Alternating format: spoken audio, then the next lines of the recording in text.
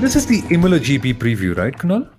Depends who you ask. Okay, wait, no. What is this then? Because Formula One would like us to believe that this is the F1 Qatar Airways Grand Premio del Made in Italy del Emilia Romagna 2020. Something. It's something. It's big. It's huge. Why?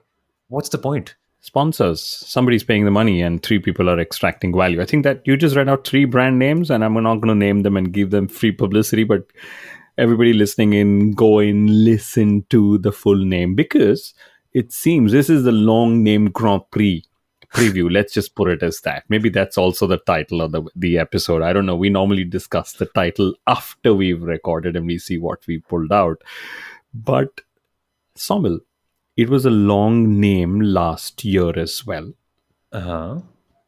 And I think even the circuit has a really long name in itself. I mean, we know what the name is, but there you go. Everything is a long name in Imola, Yeah. which is a short name in itself. No. Yeah, it's actually the Autodromo Enzo Edino Ferrari, which does not have the name Imola in it.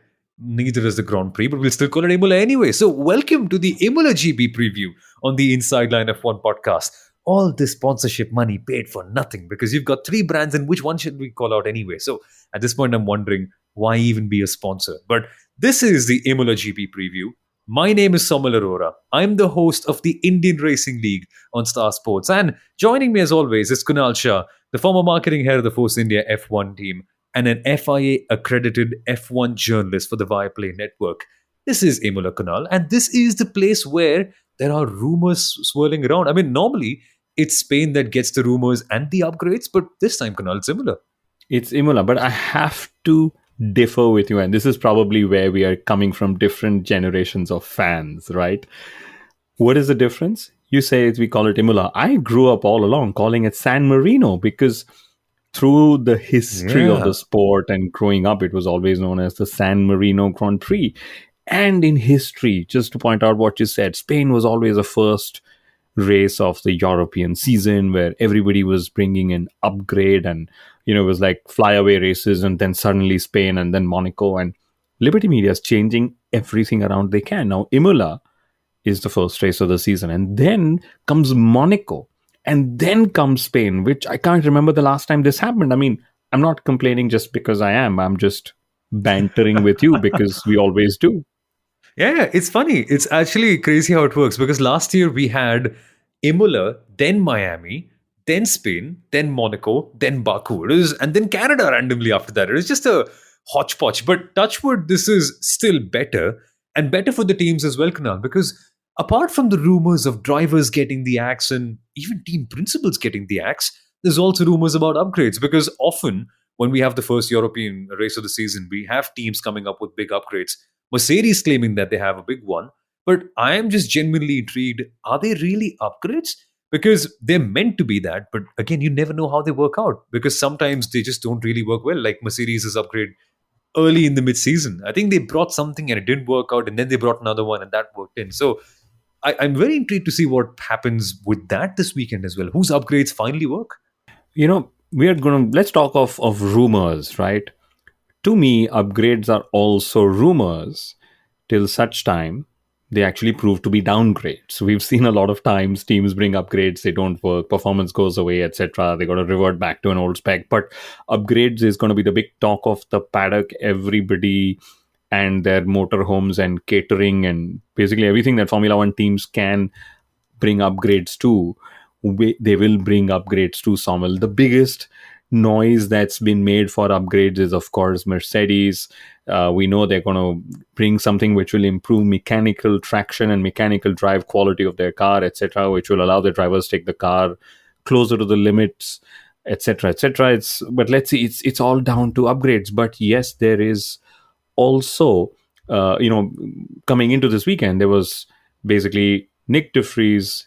Will Daniel Ricciardo take his position, and then Logan Sargent, and will Mick Schumacher take his position, and then Laura Rossi saying how Alpine is acting like amateurs and Otmar needs to deliver. It was a very, very direct attack from a man who just maybe 6 weeks ago said, oh my God, Otmar is God sent for Alpine because of the magic he did at Force India. But all these rumors actually just prove one thing to me, Somal, that Formula One is not ready for a weekend's gap between races. We need races every week for the media to actually keep writing articles, keep generating clicks, and so on. Because ultimately, all these rumors come from clickbaity media, if I may put it as that.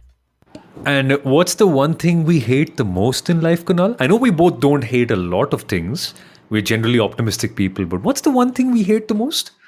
It would be rumors, I guess, or I don't know, clickbaits. Yeah, that's more like it. God, they're annoying. God, they're annoying. They're terrible. But yes, it's true. I mean, it is random, no? That I mean, honestly, Bob Varsha came on the show last week, and again, he's the voice of F1 in the US. He's seen so many great drivers over the past, and so many young drivers evolve into legends as well. And if he can come on the show and genuinely say that I'm impressed with Logan Sargent, why would Williams want to kick him out?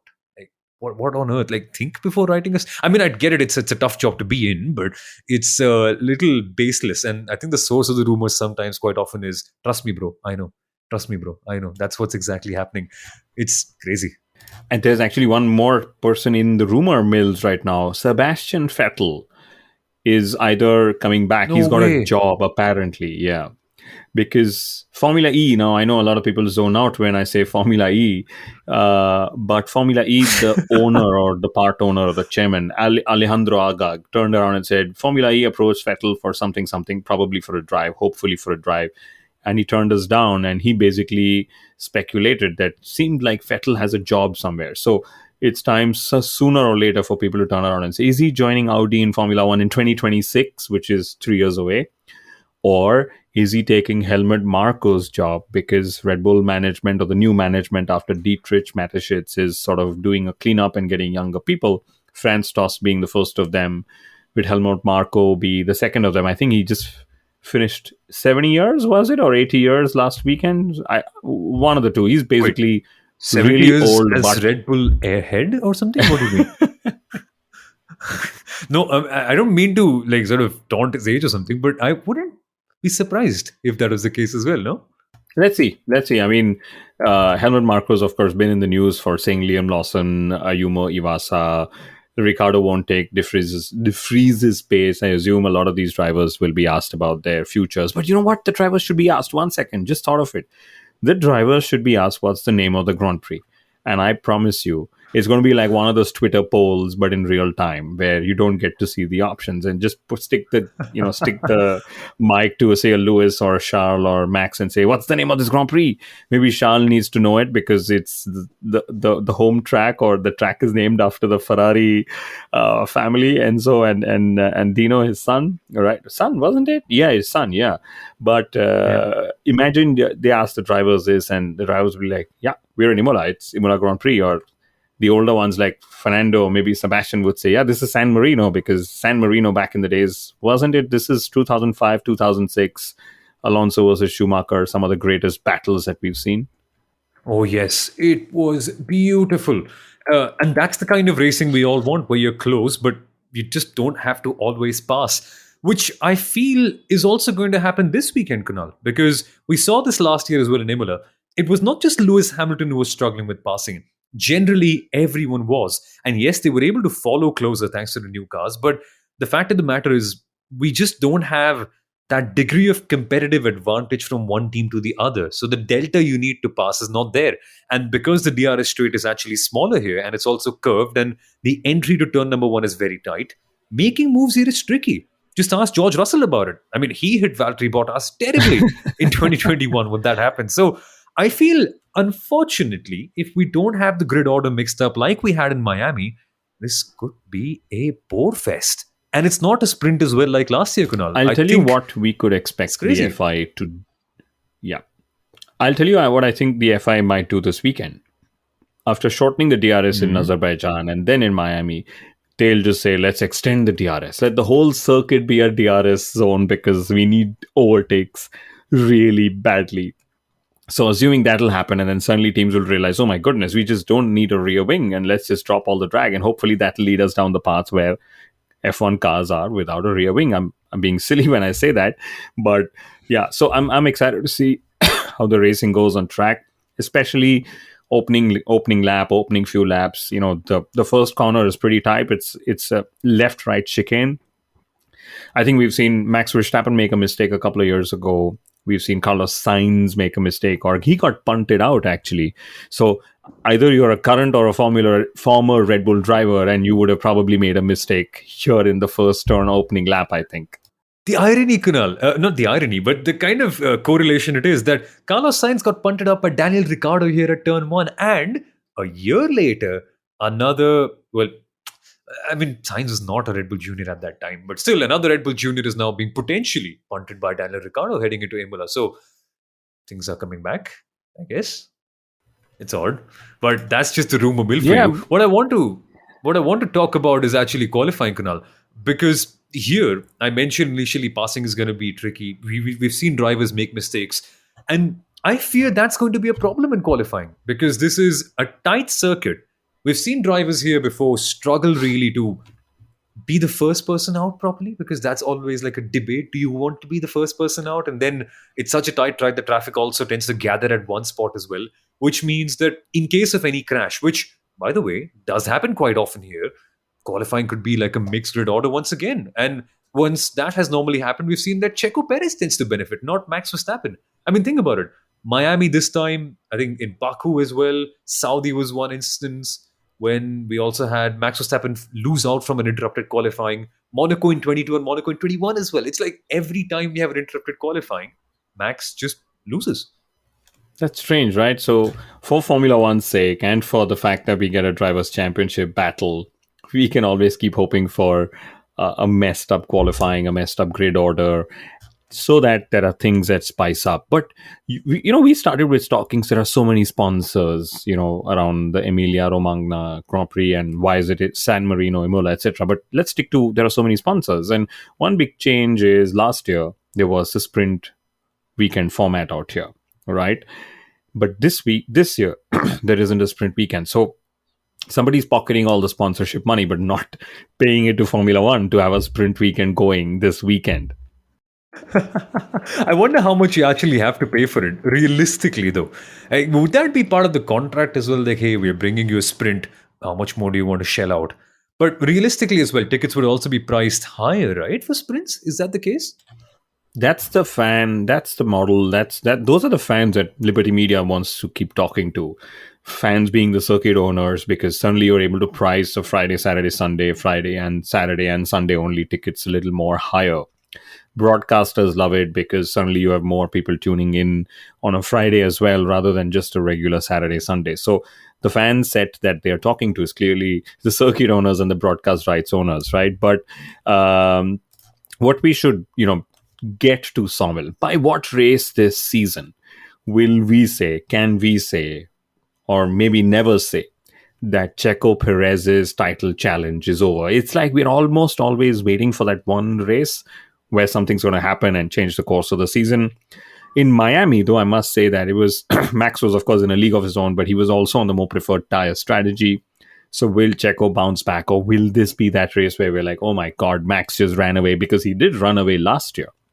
He did, actually. Well, I think the gap was 16 seconds, and he also led every lap. And Ferrari came into the weekend as favourites, but they absolutely crumbled. Charles Leclerc made an error here under pressure when he was being chased by Sergio Perez, and he eventually dropped back to P3. Oh, wow, you're so right. And on that front as well, Kunal, how far will Sergio be? Because, like, 16 seconds, I know that car wasn't really best fit to Checo, and he hadn't had the best start in the year, and whatever all that might be. Of course, he All of improved that. after Imola. Yeah, he improved after Imola, but regardless, this is fun because Sergio's also coming after a really tricky race in Miami. Just where is that delta? And are we really just reliant on Max having a bad qualifying for Sergio to win? Realistically, because so far, all those wins have come from there. This is where we don't mind doing a bit of Checo bashing, because the Mexican listeners don't listen in because we don't speak Spanish. But the Dutch listeners do listen in, even though we don't speak Dutch. So clearly we should be cheering Max Verstappen Hey. endlessly, and keep bashing Checo Perez. But yeah, you have a point. It's always been, whether Checo's been able to be there or be there not. And I think Jeddah was his strongest show, as we know, and we'd love to see a repeat of those performances. I personally love Checo for doing what he's doing and what he's able to do being in Red Bull, so to say. And he's our only hope this year for having a championship challenge that sort of goes on later. But I would love to see, Red Bull's winning streak going. It's there's that part in me where I'm like, oh my god, I'm witnessing history as it sort of is happening, and will that happen this year as well? And how many races can they keep winning, keep finishing 1-2? But we mentioned Checo Perez, or you mentioned Checo Perez finished 16 seconds behind Max, and this is after, I think, Charles Leclerc spun while he was being chased by Checo, right? So out of respect for Checo, out of respect for Charles, Checo said, "Let me finish 16 seconds behind, just because 16 is, Oh God. that's daddy joke out Oh there." Yeah, God. but McLaren had their last podium of the career in Imola last year. Can they do something? Will they do something? I don't know, but qualifying, definitely. In Miami, we had the field spread by just 1.2 seconds. It was really, really close. I would love to see at least qualifying entertain us. I'm sure it's going to entertain us this weekend. Qualifying for sure. I'm not sure of the race much as pretty much anybody else. One second, you just very casually put out a proper bomb over there. Like, yeah, McLaren had their last podium of their career over here and moved on to qualifying. How could you do that? We need to touch upon McLaren for a second here, Kunal, because the optimism is running into the sea. I think they lost it in Miami somewhere. I mean, they came with it, and eventually when they went surfing, it got lost in the Miami Sea, and it's somewhere probably in the Pacific. But it's crazy how in the race, all that pace sort of came back a little bit. I mean, they were absolutely horrible in qualifying, but that's what just the numbers say. Realistically, if we look at it, Kunal, you mentioned the 1.2-second gap. McLaren genuinely are not that far off. And if they are to believe, which they normally tend to are the people to believe, they just say that it's track specific. That's why we're that far behind. In Imola, we might be closer. That's what McLaren says. So, I mean, finally, we might have a proper midfield fight. And this sort of juggling of contenders around the midfield really excites me because we now finally might see exciting battles like Zhou Guanyu versus Oscar Piastri. I mean, nobody would have imagined that, but it would be so fun to see both these Formula One And to newcomers. put it that way, the highest placed driver outside of the top four teams, which is Ferrari, Mercedes, Red Bull, and Aston Martin, the highest placed driver continues to be Lando Norris, even though he scored just 10 points. So that's how close the midfield battle is, I would say. And that's why Loro Rossi is absolutely fuming with Otmar Safnar because after all the drama they showcased in Drive to Survive, Kunal, where they were like, oh, we'll get McLaren. They took Oscar, but we won the war. We have a better driver lineup. All of this, and Lando Norris and McLaren are still ahead of Alpine. I love it. It is beautiful. They anyway have what, 15 heads in that team? Like there's Rossi, there's Otmar, there's a couple of other CEOs as well, a couple of other team principals and racing strategy heads. It's like who runs the team? Who makes the calls there, roughly? Maybe this is why Fernando didn't want to be there, because he realized there are too many heads he needs to keep talking to. And he's like, I'm the head wherever I go, stay away. But, clearly Alpine wasn't really ready for that. But let's actually, put a spin here. So we are saying Otmar is under pressure, which we all know. And Otmar himself has said, yes, I am under pressure, or the team is under pressure, but the pressure is no more or no less than, before Loro Rossi said what he did, right? There is an interesting angle to that, which Mark Hughes actually said, that Alpine is hoping or preparing for a buyout to an American owner. And they were hoping that Miami would be one of those conversations, which is why Loro Rossi and Luca Di Meo, basically Alpine's big boys, and Otmar's boss and super boss were in Miami. But then, of course, they've been having these shambolic weekends. So clearly, if there is a buyer who's coming and you're not sort of performing, that's probably where the outburst came from, especially on the Canal Plus French TV network. But yeah, just putting that perspective aside, let's understand who could be calling up Loro Rossi asking for that job, because we do know that Matteo Binotto is up and available, assuming he's not going to Audi. We know that Jos Capito has left Williams just a few months ago. Cyril Abiteboul, could he be coming back saying, ha ha ha, told you, maybe you guys need me. I already have a tattoo on my back or my God. leg. I don't know. Who else do you think is in talks? It'll be so funny that we'll create a list full of 15 beautiful candidates who've had amazing history in Formula One. only for them to randomly promote some internal technical head who we have never heard of, and then be like, "Hey, this is our signing," like Sauber did. Do you remember Sauber's team principal, Kunal? Honestly, like at this very moment in time, who is their team principal? Do you know his name? Mr. Bruni, Alejandro Alexander Bruni. Yeah, yeah, Al- I do because that's just the geek in me, and the press officer at Sauber is a very dear friend. So I just know the people at Sauber a little better because it's easier to access them, I would say. no, one sec. That's the diplomatic answer. It's actually not Mr. Bruni. It is No, Bruni is the team principal, and Andreas Seidel is the CEO. no, no. Is it? No, it's Aluni Yeah, Bravi, wasn't his name or something? yeah, yeah. Bravi Bruni something. Yeah, there you go. So it's just This basically proves the point. When we had our first meetup in Mumbai, we asked this very critical existential question to all of our listeners over there as well. And if you were one of the 100 people that showed up, you have all my heart, sir, or ma'am. That really was so important for us. So thank you, thank you. But we asked the question over there to everyone, Kunal, and they just had one answer to say. We asked them, "Do you really love Sauber, or are you just waiting for Audi?" And all of them just said that yes, we're waiting for Audi. Quite like Sebastian Vettel as well, maybe it seems. ooh. I like the way you slammed in Sebastian Vettel there. Maybe even Mick Schumacher's, sort of waiting for Audi, given how German car, German lineup, double German lineup, etc., is what everybody's been talking everywhere. Yeah, it's just we're hoping of a 2010 reunion of Sutherland. Oh wait a minute. That sounds wow. That sounds awfully creepy. I don't know if that's the right word, but isn't it interesting, Kunal, where that's exactly the same story as Mercedes in 2010. Big Mark entering Formula One again. They need a legend who's coming back from retirement. They need a young up and coming driver. So they get, I don't know, it's too good to be true. Whatever. I'll tell you what's also too good to be true, but really is true. It is F1 Stats Guru's stats preview. No, really, it's not just a cheesy line, because if you've heard F1 Stats Guru before, you know how much storytelling he can do around the numbers of the sport. So let's listen to F1 Stats Guru, and here's his Emilia Romagna GP preview. Welcome back in, ladies and gentlemen, to the Imola GP preview on the Inside Line F1 podcast. I made an error before queuing to Sundaram that it's Emilia Romagna. It's not. It's F1. No, we're not going down again. Okay, but we have a really fun question from one of our listeners.